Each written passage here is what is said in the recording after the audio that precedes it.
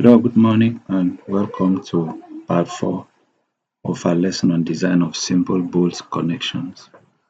In this part, we are going to continue in solving our exercises, and we are going to tackle exercise 3.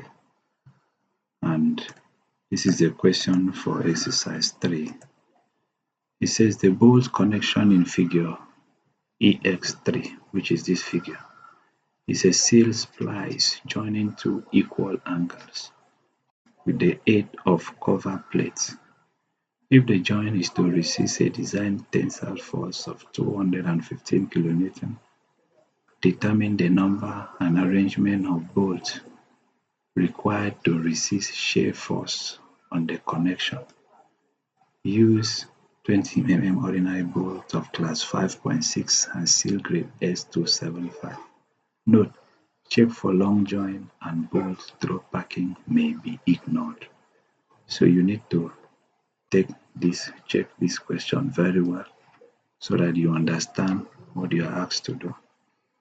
Again, you can look at the configuration of the question. You can see two equal angles being joined together. In this case, they do not overlap. So, unlike the joints in exercise 1, these angles do not overlap. They are facing opposite sides, but they are joined 8 to 8, and there is a plate, a cover plate, joining them together at the bottom.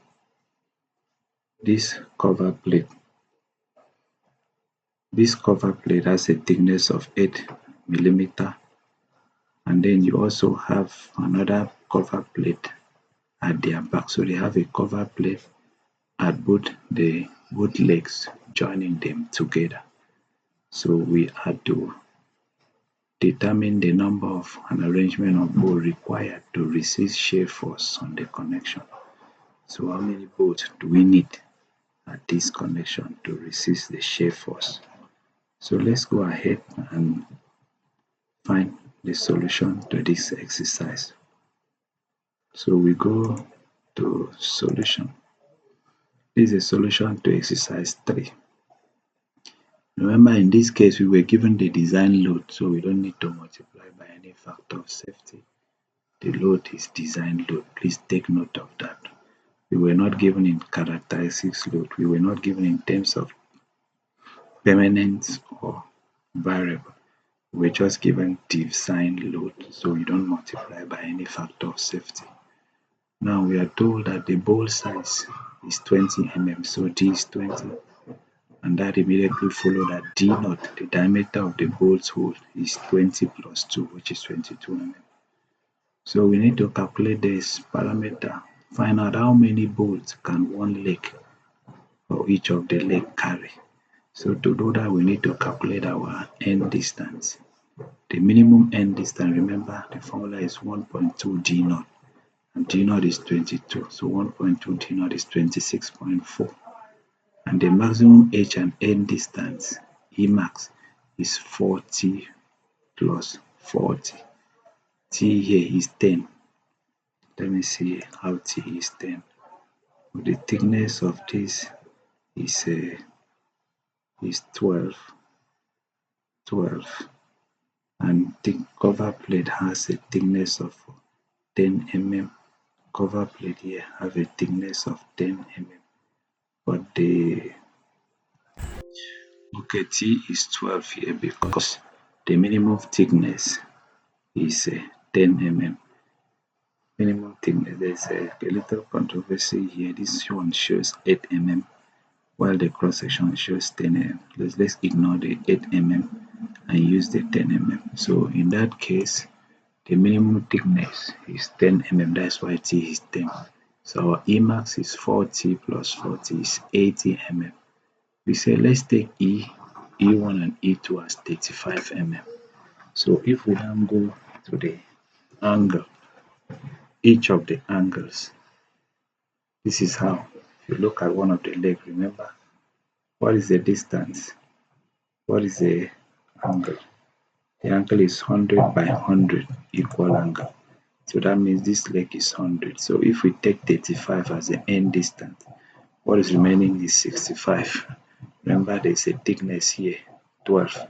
So what we remember will be 65 minus 12 will be 40, I think 47, 40 something. That will not be able to take another bolt. So we can see that we can only have one bolt at one leg per cross section. So that tells us that each cross section we have one bolt at each of the leg. So we can go ahead to calculate. Once we have the arrangement of bolt per cross section, we can go ahead to calculate the shear capacity of bolts.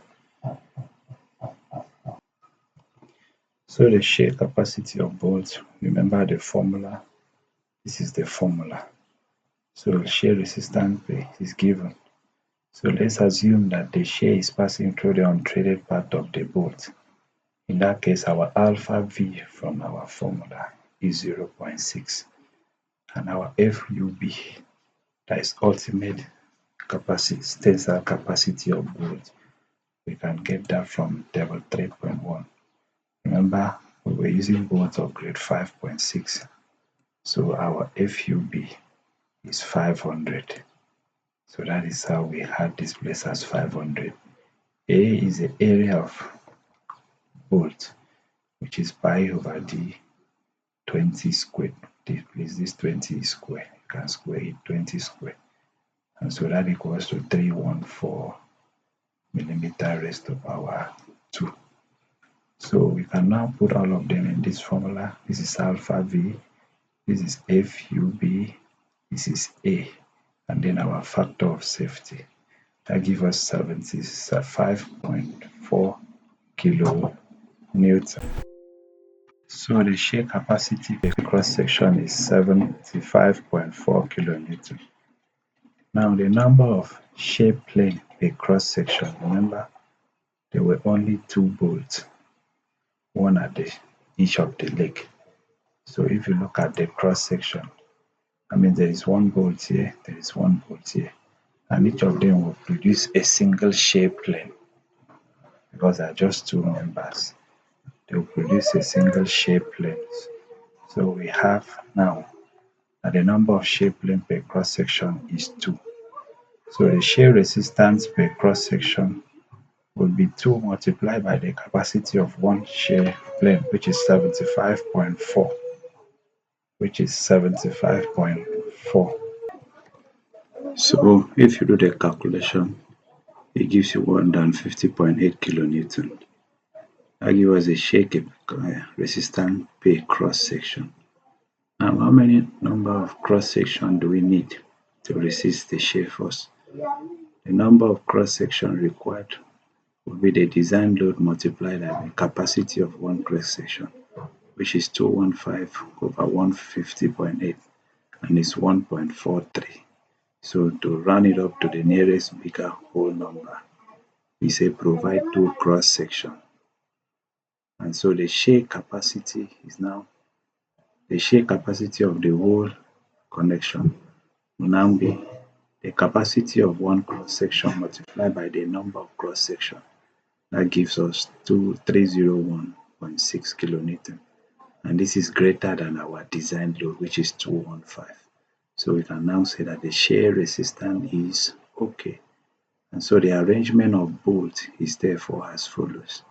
This is the arrangement of bolt. This is the equal angle. This is the equal angle. This is 100. All of them are 100 by 10 by 12. So we have 2. 1 here, 2 here, and 1. This is one cross section. He has 1 bolt at the one leg and 1 bolt at this other leg. This is another cross section. So this is the arrangement of the connection and the number of bolts required to resist shear in that joint.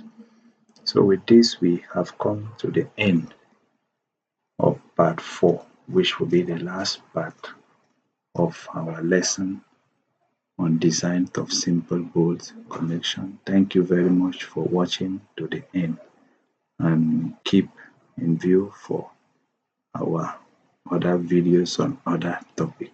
Thank you very much.